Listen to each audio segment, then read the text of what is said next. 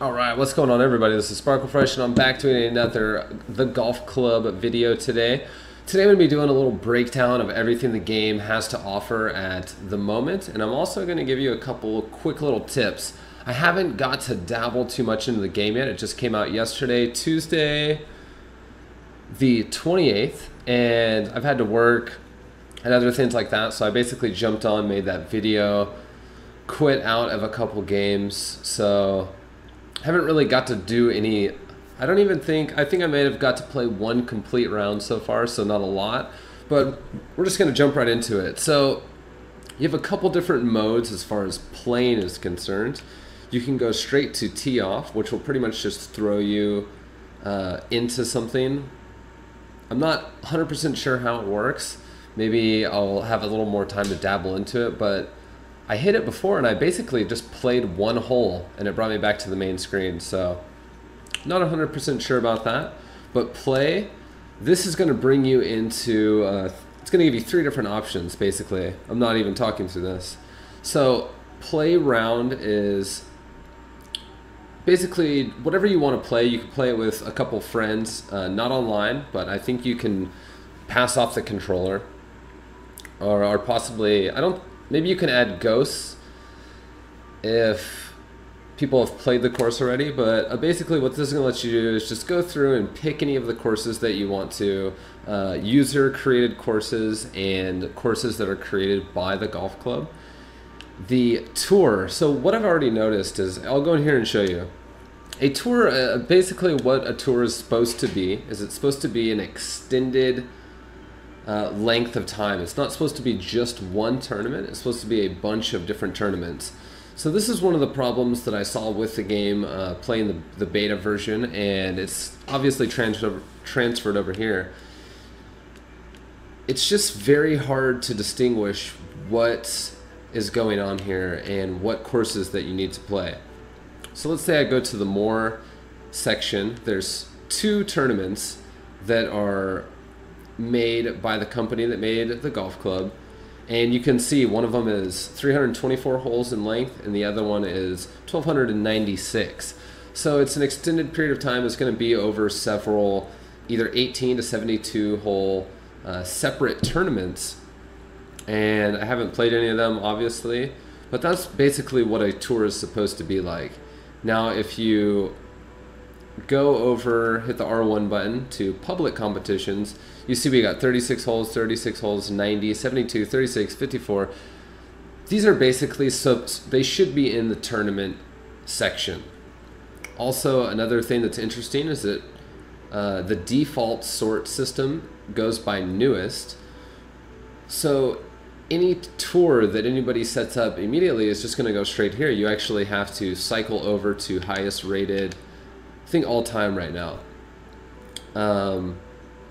But still, it doesn't really give you much indication of what's going on. If you click on one of the tours, it'll bring up a little menu like this, telling you basically we're going to be playing two separate courses. They're going to be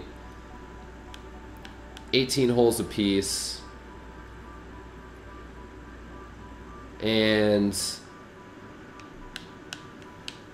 that's going to be it. I can't.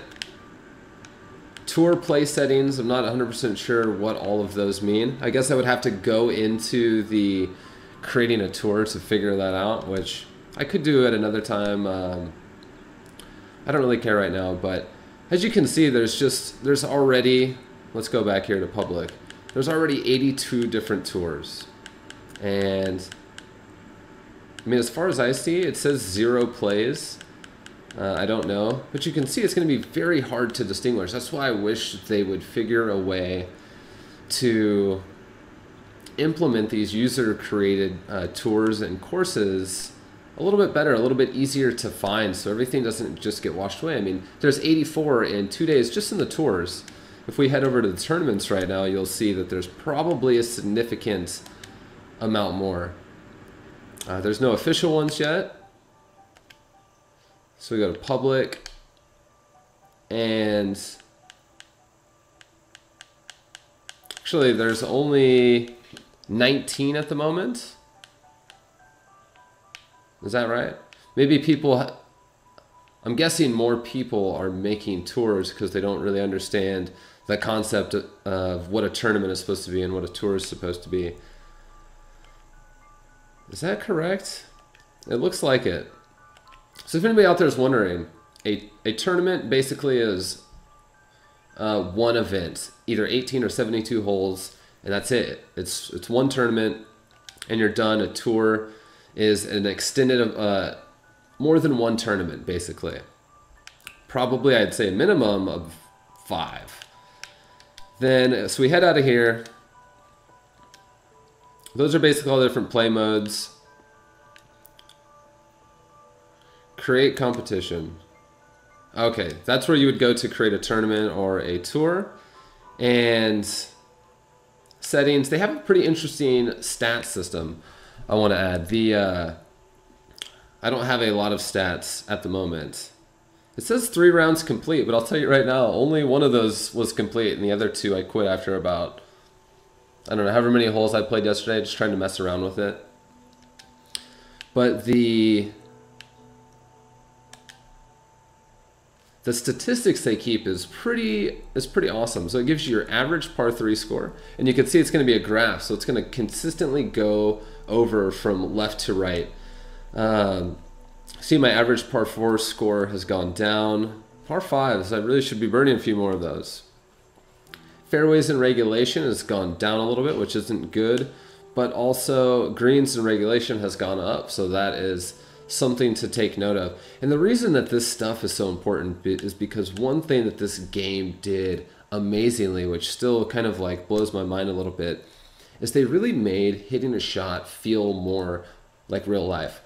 It's nothing close to physically, you know, standing up and holding a golf club in your hand and taking it back, and it doesn't feel like that at all.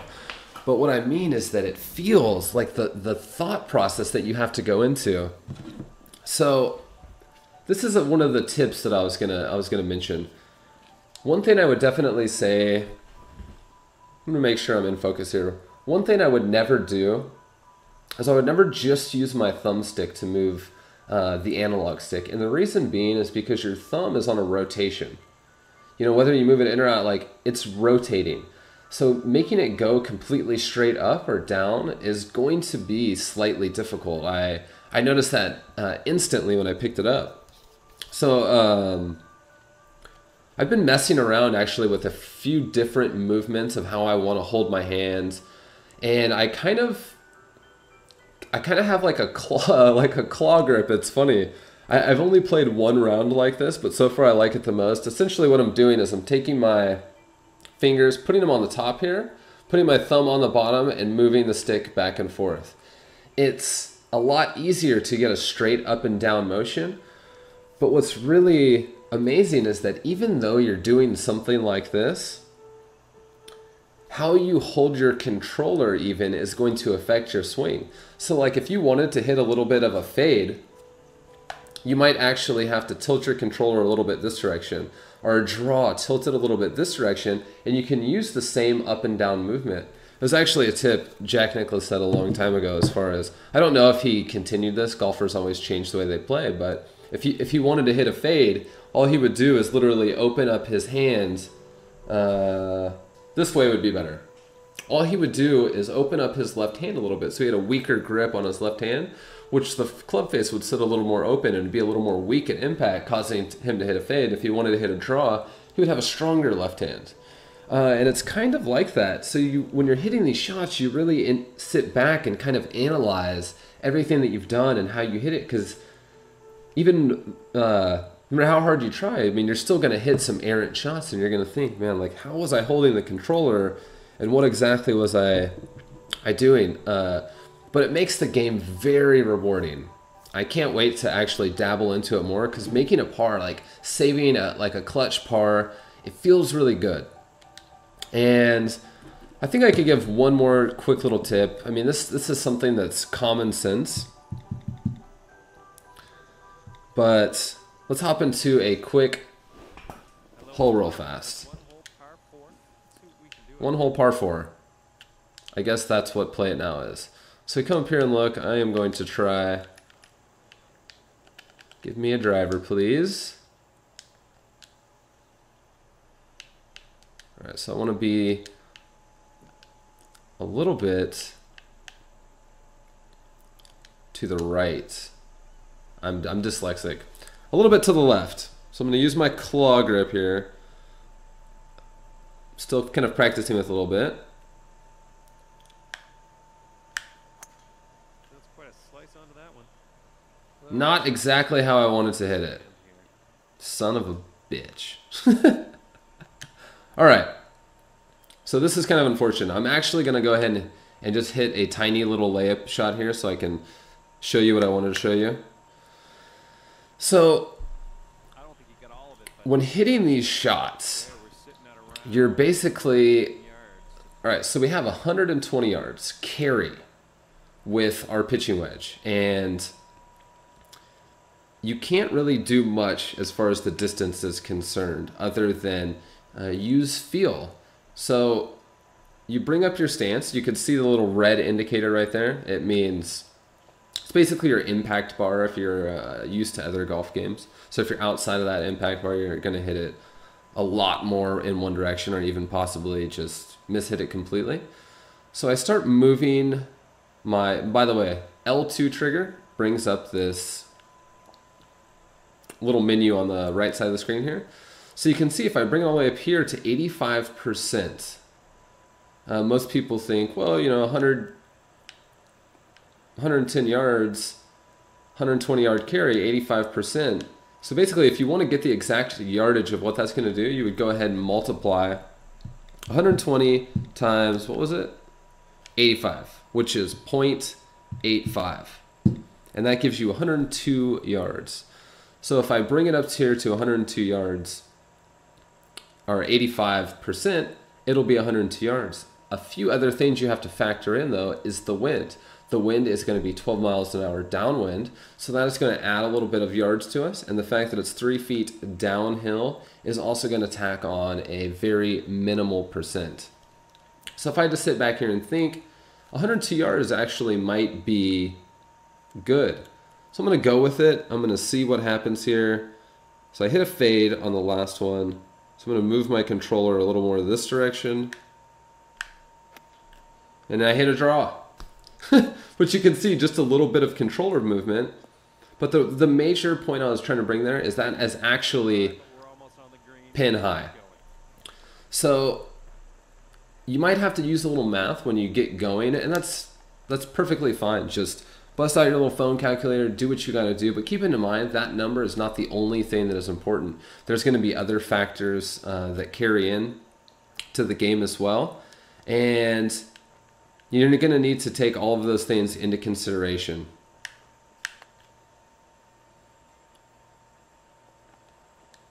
All right, so let's go back to the menu screen. We're almost done. I love how this is loading, man. It's amazing. All right, so the Course Creator is a blast to use. Unbelievably super easy. You can pick different terrains or themes. So we got rural, which is going to be kind of rolling hills, farmlands, alpine, kind of Colorado-esque, mountainscape, and a lot more natural terrain, I guess. Autumn. I don't know. I'm guessing definitely like Midwest America, maybe even closer to the eastern region of the country, down south maybe a little bit. I don't know. Desert and link style. If you guys don't know what a true link style course is, actually kind of, it's going to be close to the ocean, and a lot of a link style course is depicted on how it's laid out as far as wind is concerned. I mean, that's a totally different subject. We'll get into that later. But the cool thing about this is let's just go ahead and pick a desert.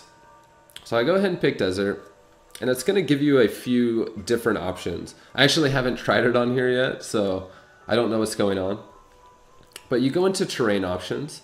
So trees, we head over to trees. We use the R1 and the L1 triggers, and we can either add a bunch of foliage or we can remove a bunch of it. So what's interesting is this is the desert. There's obviously not, even if I add a bunch, you can look in the background there and you don't see a whole heck of a lot. You come over to water and you can add a ton of water, or you can have absolutely no amount of water. Hills, same thing, and you can also randomize the course. So basically the reason it's going to ask you all these questions is because it will generate a course for you. So if you come up here and you make it difficult and you type in the amount of holes, let's type in nothing. All right, let's just go. So it's gonna randomly generate us a course. It's all coming together. It's finding out what's going on. And it looks like it plopped us down a course. So the course is now saved. Others will not see it until it's published. All right. So the interesting thing about this is you can go through and actually edit the course layout that they have, because not all of the holes that they lay out are going to make much sense. A good example is a par 4 or a par 5 where you have to hit a short iron off the tee because there's a giant lake in your way. And I can already see hole number 9 looks like it might be like that, and a few other holes. But you can regenerate another course. You can edit all the holes, or you can actually